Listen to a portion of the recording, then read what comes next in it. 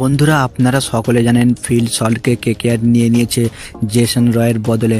তো আজ এই ভিডিওর মাধ্যমে ফিল সল্টকে নিয়ে কথা বলবো যে কোন কারণে ফিল সল্ট কেকেআরে এসেছে এবং কেকেআরের কি লাভ হবে কি ক্ষতি হবে সমস্ত কিছু নিয়ে আজ এই ভিডিওর মাধ্যমে বিস্তারিত আলোচনা করব। তো ভিডিওটি ইন্টারেস্টিং হতে চলেছে। যারা আমার চ্যানেলে প্রথমবার এসেছেন চ্যানেলটিকে সাবস্ক্রাইব করে দেবেন, আর আপনারা যদি কেকেআরের ফ্যান হন তাহলে ভিডিওটিকে একটি লাইক করবেন। তো চলুন ভিডিওটি শুরু করা যাক। বন্ধুরা আপনারা সকলে জানেন জেসন রয় কিন্তু গত বছর আইপিএলে দুর্দান্ত পারফরমেন্স করেছিল।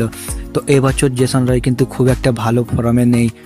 ভাবা যাচ্ছিল যে জেসন রয় ও রহমানুল্লাহ গুরবাজ দুই বিদেশি প্লেয়ার যেন একসাথে ওপেনিং করে, তো এটা কিন্তু মোটেই সম্ভব হচ্ছিল না, কারণ নিচের দিকে রাসেল নারায়ণ ও মিচেল স্টার্কের মতন বড় বড় প্লেয়াররা রয়েছে। তো এই তিন প্লেয়ার তো অবশ্যই খেলবে, রাসেল নারায়ণ ও মিচেল স্টার্ক।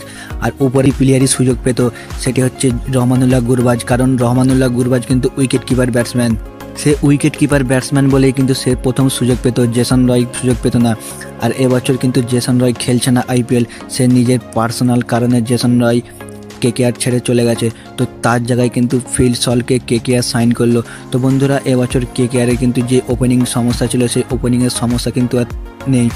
ফিল সল্ট ও রহমানুল্লাহ গুরবাজ দুজনে কিন্তু একসাথে হয়তো ওপেনিং করতে পারবে না, কিন্তু ফিল সল্টের সাথে ভেঙ্কাটেশ আইয়ার ওপেনিং করবে। আপনারা দেখেছেন ফিল সল্ট কিন্তু একজন বিধ্বংসী ব্যাটসম্যান।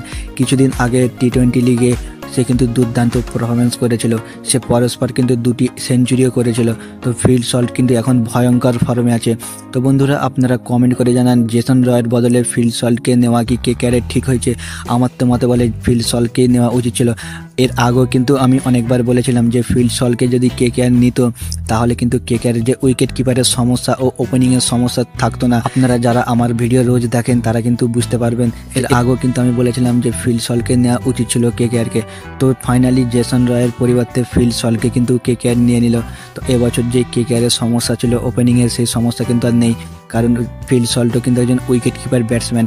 আর শেখার ভারত হয়তো বেশি চান্স পাবে না, কারণ সে এমনি টি-20 ব্যাটসম্যান নয়।